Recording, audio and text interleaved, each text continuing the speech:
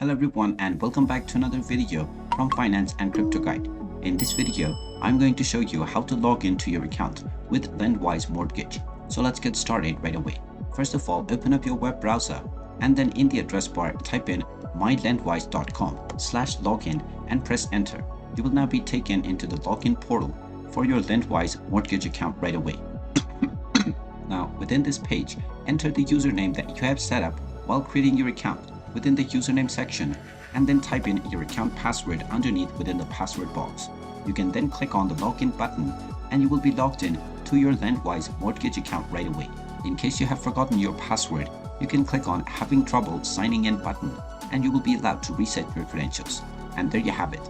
That is how easy it is to log into your account on Lendwise Mortgage. If you find this video helpful, make sure you hit that like button and subscribe to our channel if you haven't done so already.